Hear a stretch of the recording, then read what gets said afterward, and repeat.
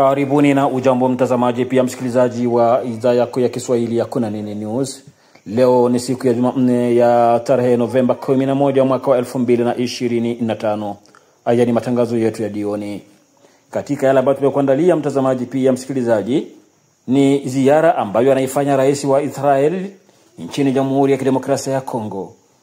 Rais Isaac Herzog amewasili mjini Kinshasa na kukutana na rais wa Jamhuri ya Kidemokrasia ya Kongo Felix Tshisekedi.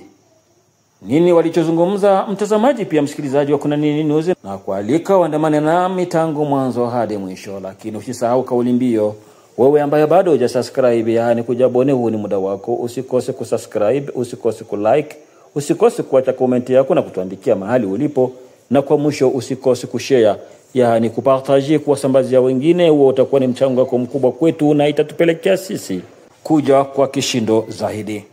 Na bila kupoteza muda mtazamaji pia msikilizaji, matangazo yetu ya jioni ni kwamba rais wa Israel Isaac Herzog aliwasili mjini Kinshasa, Jamhuri ya Kidemokrasia ya Kongo, Jumatatu ya tarehe Novemba 10 mwaka wa 2025 kwa ziara fupi ya kikazi.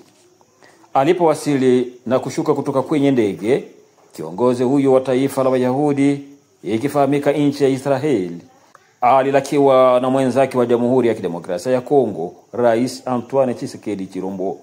Baada ya kupokea kwake heshima za kijeshi zilizotolewa na kikosi cha wapanda farasi cha walinzi wa rais, na mkutano mfupi katika ukumbi wa rais katika uwanja wa ndege wa kimataifa wa Njili, wakuu hao wawili wa nchi walielekea kwenye jengo la jiji la Umoja wa Afrika katika wilaya ya Ngaliema. Ratiba rasmi ya ziara hii inajumuisha mkutano wa faragha kati ya viongozi hao wawili, na mkutano huu utapanuliwa ili kujumuisha wajumbe wao husika, ikidokezwa kwamba ukawa ni mkutano wa ushirikiano wa nchi hizo mbili, Kongo Kinshasa na Israeli.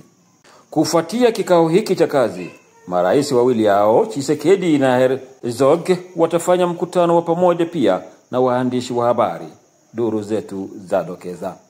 Nikumbushe hapa tena, wakuu hao wawili wa nchi walifanya mkutano wa faragha kwa dakika chache tu kabla ya mkutano wa pamoja utakaofanywa na waandishi wa habari baada ya marais hao wawili kumaliza majadiliano yao.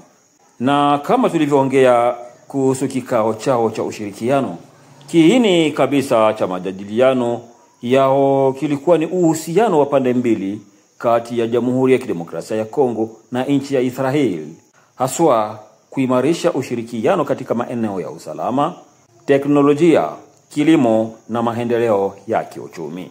Mkutano huu unaashiria pia hatua mpya katika kuimarisha uhusiano wa kidiplomasia kati ya Jamhuri ya Kidemokrasia ya Kongo na Israel.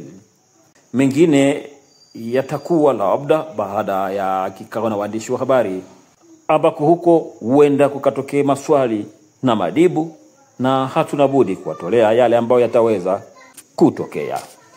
Mtazamaji pia msikilizaji, kufikia hapo sina cha ziada, na kuomba wewe ambao bado ulikuwa hujasubscribe, huu ni muda wako, usiondoke kabla ya kujiabone.